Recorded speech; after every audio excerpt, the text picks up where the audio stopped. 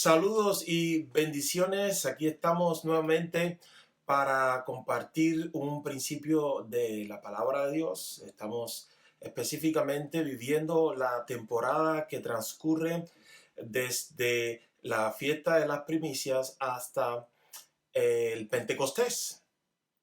Estuvimos mirando en el vídeo anterior que hay un conteo en el tiempo, hay una instrucción de Dios para que aprendamos a vivir y a movernos con Él en su tiempo. Y anunciamos también que vamos a compartir unos principios de vida instructivos y aplicativos sobre todas las cosas que Dios muestra en este periodo, que nos prepara, nos ponen en la condición adecuada para recibir la plenitud que Él nos ha prometido, y hablamos de plenitud de vida en el Espíritu.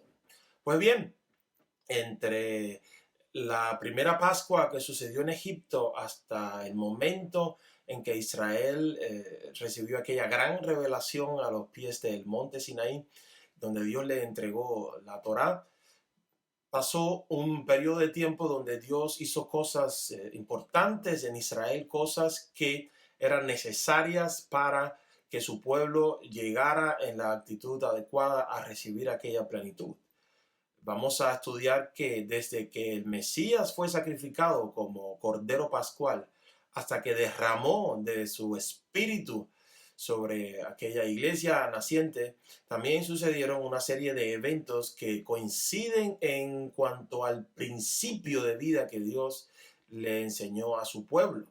Y vamos a estar analizando cómo esos mismos principios Dios nos los está instruyendo hoy para que nosotros estemos en condiciones de recibir la plenitud que Dios ha preparado como herencia para aquellos que creen en Cristo Jesús. Recuerden que lo mejor para nosotros aún está por venir.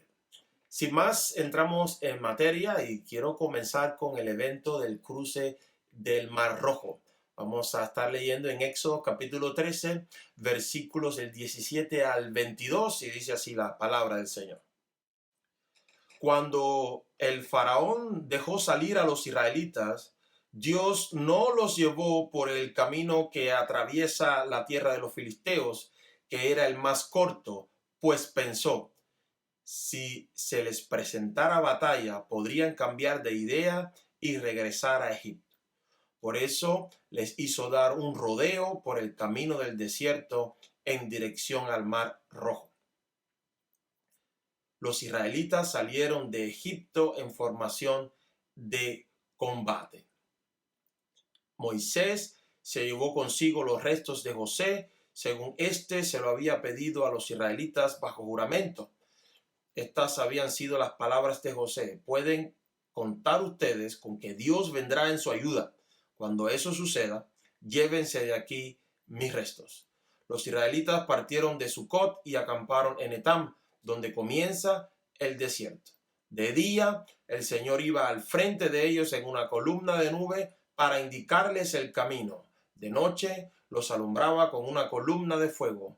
De ese modo, podían viajar de día y de noche. Jamás la columna de nube dejaba de guiar al pueblo durante el día, ni la columna de fuego durante la noche. Vemos que después de sacarlo de la esclavitud de Egipto, Dios iba encaminando a su pueblo para recibir la herencia prometida, la tierra prometida a sus antepasados. Y Dios toma la determinación de no llevarlos por el camino más corto, sino dar un rodeo y llevarlos a un camino que conducía al desierto. Dios tenía sus razones para hacer esto, pero los israelitas muy bien pueden haber imaginado: ¿por qué Dios nos hace esto? ¿No es acaso esto una pérdida de tiempo? La primera lección que Dios le enseñaba a su pueblo era: tienen que aprender a confiar en mí. Era un detalle especial, como siempre Dios hace.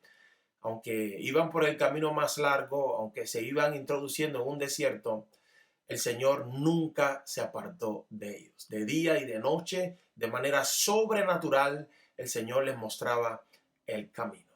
Sabemos que en la historia, después de unos días, Israel cruza el Mar Rojo, que se abre ante ellos milagrosamente. Pero ¿qué sucedió en ese periodo?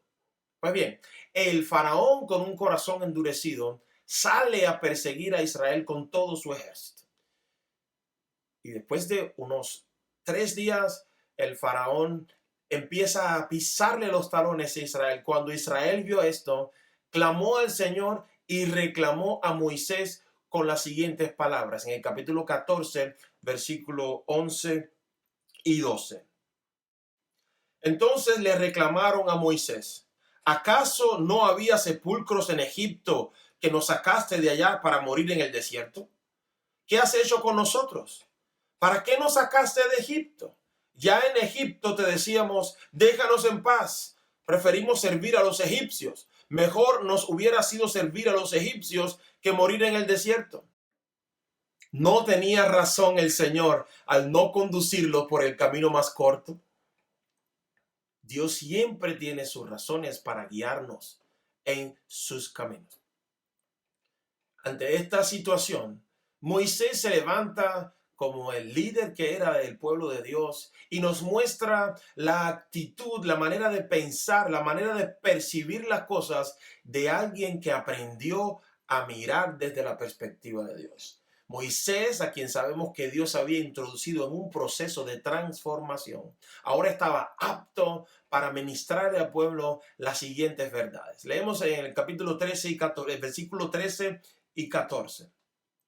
No tengan miedo, le respondió Moisés. Mantengan sus posiciones, que hoy mismo serán testigos de la salvación que el Señor realizará en favor de ustedes.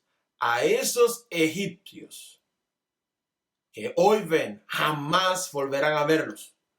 Ustedes quédense quietos, que el Señor presentará batalla por ustedes.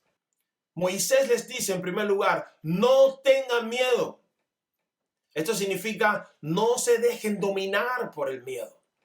Es evidente que al ver el faraón con todo su ejército detrás de ellos, que eran un pueblo que no estaba acostumbrado a la guerra, se sintieran miedo, sintieran preocupación. Lo que Moisés le está diciendo es: no se dejen dominar por ese miedo.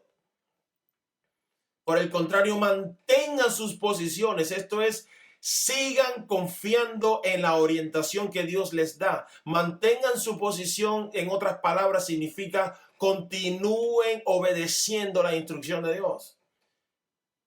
Y les dijo en una declaración de fe importante: y sigan confiando que Dios presentará batalla por ustedes. Amados, Dios nunca abandona a su pueblo. Dios siempre peleará a favor de los suyos. Puede ser que el faraón estaba allí con su ejército, pero Dios también estaba allí.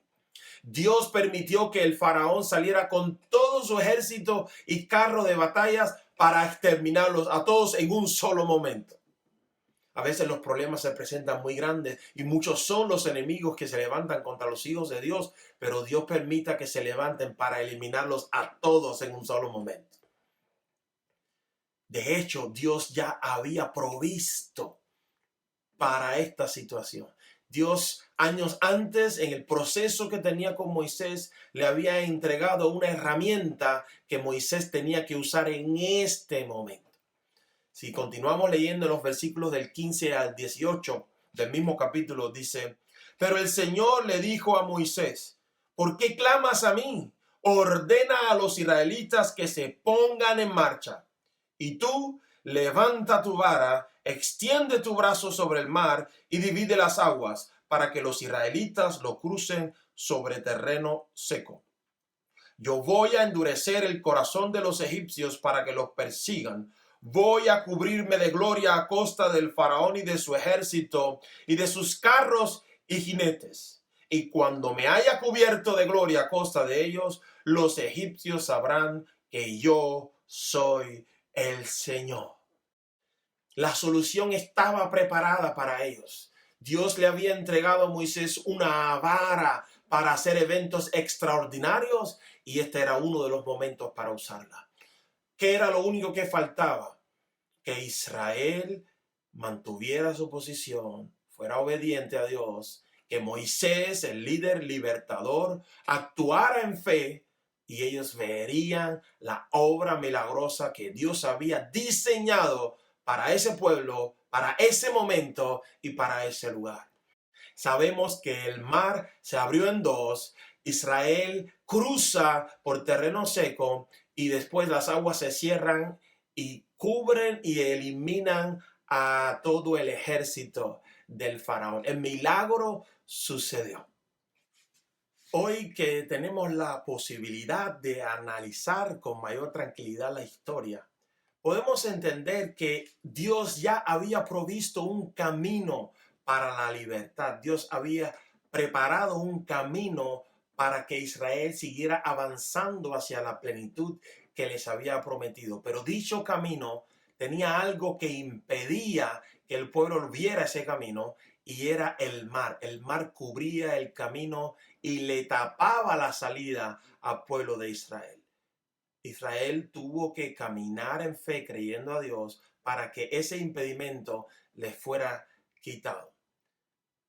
Fue necesario que Israel obedeciera a las instrucciones de Dios, cogiendo por el camino más largo, internándose en un desierto, porque era allí donde estaba la salida.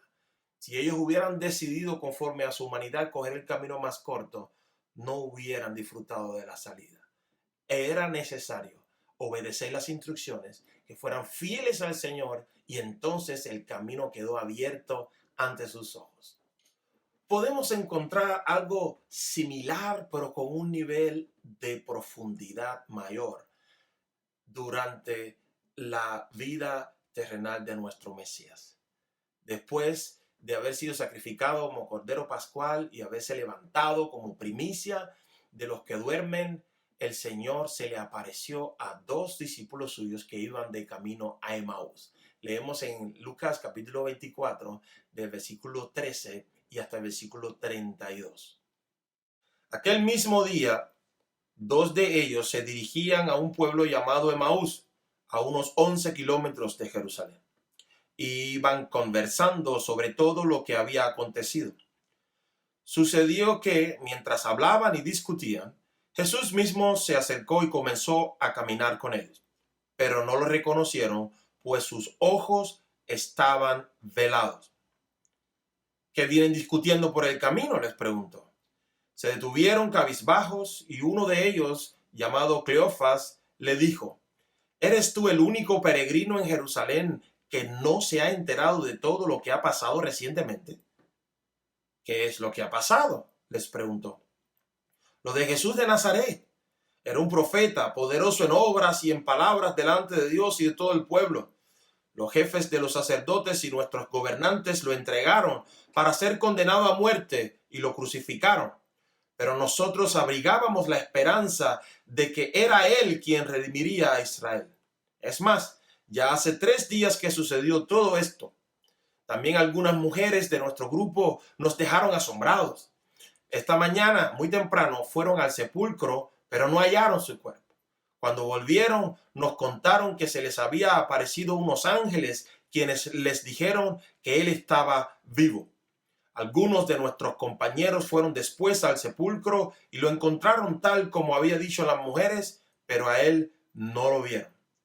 ¡Qué torpes son ustedes!, les dijo, y qué tardos de corazón para creer todo lo que han dicho los profetas. ¿Acaso no tenía que sufrir el Cristo estas cosas antes de entrar en su gloria?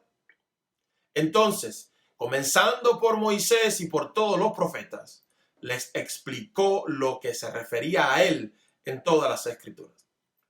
Al acercarse al pueblo donde se dirigían, Jesús hizo como que iban más lejos. Pero ellos insistieron: quédate con nosotros, que está atardeciendo, ya es casi de noche. Así que entró para quedarse con ellos. Luego, estando con ellos a la mesa, tomó el pan, lo bendijo, lo partió y se los dio. Entonces se les abrieron los ojos y lo reconocieron, pero él desapareció. Se decían el uno al otro: ¿no ardía nuestro corazón mientras conversaba con nosotros en el camino y nos explicaba las escrituras? Al instante se pusieron en camino y regresaron a Jerusalén. Allí encontraron a los 11 y a los que estaban reunidos con ellos. Es cierto, decían, el Señor ha resucitado y se le ha aparecido a Simón. Los dos, por su parte, contaron lo que les había sucedido en el camino y cómo habían reconocido a Jesús cuando partió el pan. Aquellos dos discípulos del Mesías no pudieron reconocer la aparición del Señor resucitado que se les unió en su caminar. Y la razón se nos dice en el versículo 16, porque sus ojos estaban velados. La palabra velados aquí literalmente significa retenidos o impedidos. Había una condición en sus vidas que retenían su visión, que les impedían ver las maravillas que Dios ya había realizado. Como no lograban ver este gran acontecimiento, estaban cabizbajos, estaban decepcionados, estaban tristes, desanimados. Sin embargo, el Señor, con esos detalles preciosos que siempre tiene con los que creen en Él, fue específicamente a ellos para confirmar su esperanza. Pero esta condición no les permitía ver esta realidad desde la perspectiva de Dios. ¿Cómo describe el Señor esta condición? Pues está en el versículo 25. Leemos allí que el Señor les dice: qué torpes son ustedes y qué tardos de corazón para creer todo lo que han dicho los profetas. La condición de su corazón era doble. En primer lugar, le dice torpes. Esto es ignorantes, insensatos. Y después le dice que tardos de corazón para creer, lo que significa que reacios son en vuestros corazones para poner la confianza en lo que está escrito. Amados, esta condición era la que les retenía la vista, les retenía los ojos para contemplar las realidades que estaban delante de ellos, pero hay que contemplarlas desde la perspectiva de Dios.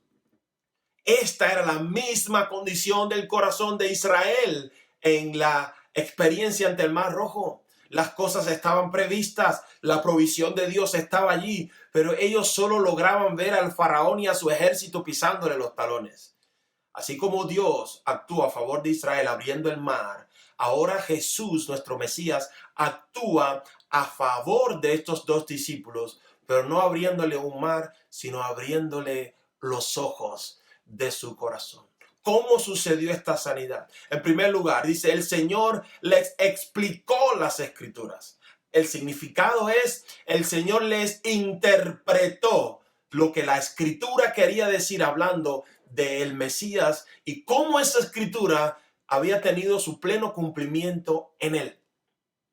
Comenzando por Moisés y pasando por los profetas, Jesús le interpretó lo que la Escritura quiere decir. Esta interpretación de la Escritura comenzó a iluminar los ojos de sus corazones, cosa que ellos luego describen como no ardía nuestro corazón cuando nos explicaba las Escrituras. Este ardor, este fuego fue provocado en sus corazones por el entendimiento de la Escritura. Cuando Jesús le interpretó lo que quería decir Moisés y los profetas, su corazón empezó a llenarse de pasión. Luego el Señor hizo como que iba a seguir de camino, pero ellos, guiados por esta pasión, dice que le convencieron de quedarse, de no seguir camino. Esa palabra se puede interpretar como que casi le obligaron, lo persuadieron de que se quedara ahí, conversando de las Escrituras.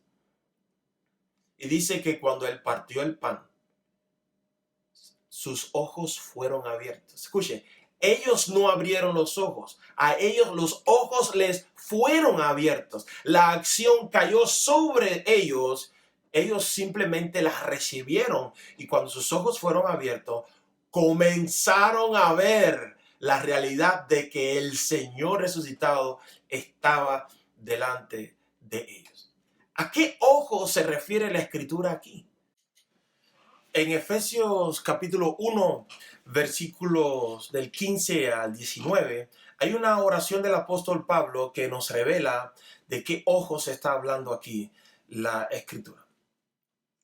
Por eso yo, por mi parte, desde que me enteré de la fe que tienen en el Señor Jesús y del amor que demuestran por todos los santos, no he dejado de dar gracias por ustedes al recordarlos en mis oraciones.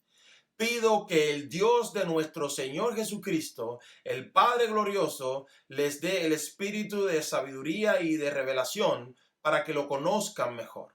Pido también que les sean iluminados los ojos del corazón para que sepan a qué esperanza Él los ha llamado, cuál es la riqueza de su gloriosa herencia entre los santos y cuán incomparable es la grandeza de su poder a favor de los que creemos. Los ojos del corazón, o también conocido como los ojos del entendimiento. Y el principio de hoy es la importancia de que los ojos de nuestro entendimiento sean abiertos para caminar en nuestro proceso mirando las cosas y los eventos desde la perspectiva del Señor y no de la nuestra. El apóstol Pablo oraba aquí por creyentes, personas que ya habían depositado su fe, su confianza en el Señor Jesucristo. Y aún así, él pedía que el Señor le diera espíritu de sabiduría y de revelación, que iluminara los ojos de su corazón. ¿Para qué? En primer lugar, para que conocieran mejor a Dios. Necesitamos esta vista en el espíritu para conocer mejor a Dios. Segundo, para que podamos entender la herencia que Dios nos ha entregado. Y tercero, para que podamos conocer y experimentar el poder de Dios que actúa, que opera a favor de los que creemos. Y el pasaje continúa diciendo que es el mismo poder con el que Dios levantó a Jesucristo de entre los muertos. Lo que Dios nos quiere enseñar hoy es que aprendamos a caminar con los ojos abiertos. Esta iluminación o apertura es algo que sucede mientras nosotros vamos avanzando a la madurez. Dios no le abrió el mar rojo a Israel antes de que llegaran ahí, sino fue en un momento específico. Ellos tuvieron que avanzar hasta ahí. Dios, mediante el Mesías, no le abrió los ojos a estos discípulos que iban de camino a Emaús directamente, sino ellos fueron avanzando en el tiempo, fueron caminando en un proceso, se dieron eventos en sus vidas hasta que se completó ese proceso y quedaron en condiciones de que se les abrieran los ojos del corazón. Así es con nosotros. Dios nos levanta a una nueva vida, pero nosotros vamos avanzando y mientras avanzamos hacia la madurez, llegamos a un momento donde estamos aptos para que los ojos de nuestro corazón o de nuestro entendimiento sean abiertos más y más y quedemos entonces con la capacidad de contemplar las cosas desde la perspectiva de Dios. Es algo que Dios solamente puede hacer mediante su espíritu. No es algo que nosotros podamos hacer. Lo que a nosotros nos corresponde es preparar nuestras vidas para llegar hasta este momento donde Dios abra nuestros ojos. ¿Cómo hacerlo? Pues bien, vamos a dejar aquí tres principios, tres aplicaciones de cómo preparar nuestras vidas para que los ojos de nuestro entendimiento sean abiertos por el Espíritu. Número 1, mediante el estudio de las Escrituras. Pero voy a hacer una especificación aquí. Estoy hablando de estudiar las Escrituras con la intención de entender lo que la Escritura está diciendo. No es un estudiar por estudiar, no es un leer por leer, es un leer intencionadamente, es un estudio intencionado para comprender lo que Dios nos quiere hablar y estar dispuestos a ponerlo por obra. Y esto es un escuchar atentamente para aplicar lo que estoy hablando. Número 2, desarrollando nuestra confianza en Dios. ¿Cómo desarrollamos la confianza en Dios? Pues obedeciendo, dejándonos guiar por Él. Hay situaciones, hay momentos, hay experiencias donde nos gustaría que Dios actuara rápido, donde nos llevara por el camino más corto, pero en su soberanía Él decide llevarnos por un rodeo. Ese rodeo, a nuestra perspectiva, rodeo. pero es el camino recto y justo de Dios para colocar nuestras vidas en una posición y en un momento en el que podamos contemplar sus maravillas. A veces no entendemos por lo que Dios nos está guiando, pero les digo, como dijo Moisés a Israel, mantengan sus posiciones. Y número 3, valorando como imprescindible, como vital, tener comunión con el Señor. Aquellos dos no permitieron que Jesús siguiera caminando sin antes haberle explicado más las Escrituras. Aquellos dos compartieron el pan con el Señor. Y fue allí, en ese momento, donde sus ojos le fueron abiertos. Amados, la búsqueda de la presencia de Dios, la búsqueda de la gloria que resplandece en su rostro es algo imprescindible si nosotros queremos que nuestros ojos sean abiertos. Los quiero dejar con esta poderosa promesa que está en 1 Corintios capítulo 2, versículos del 6 al 11. Escuche atentamente. En cambio, hablamos con sabiduría entre los que han alcanzado madurez, pero no con la sabiduría de este mundo, ni con la de sus gobernantes, los cuales terminan en nada. Más bien, exponemos el misterio de la sabiduría de Dios, una sabiduría que ha estado escondida y que Dios había destinado para nuestra gloria desde la eternidad. Ninguno de los gobernantes de este mundo la entendió, porque de haberla entendido, no habrían crucificado al Señor de la gloria. Sin embargo, como está escrito, ningún ojo ha visto, ningún oído ha escuchado, ninguna mente humana ha concebido lo que Dios ha preparado para quienes lo aman.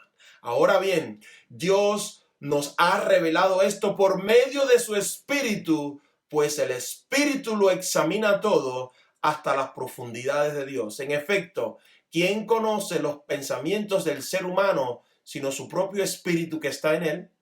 Asimismo, nadie conoce los pensamientos de Dios sino el Espíritu de Dios. Amados, cosas que nuestros ojos aún no han visto, que nuestro corazón no ha concebido aún, Dios ha preparado desde la eternidad para los que en Él creen. No nos conformemos con lo que hemos visto, con lo que hemos experimentado hasta ahora. Lo mejor está por venir. Pero Dios nos enseña hoy, es necesario que caminemos con los ojos abiertos. Señor, le bendiga y le guarde. Señor, haga resplandecer su rostro sobre ustedes y tenga de ustedes misericordia. Que el Señor les mire con agrado para poner en ustedes su poderosa paz. Shalom.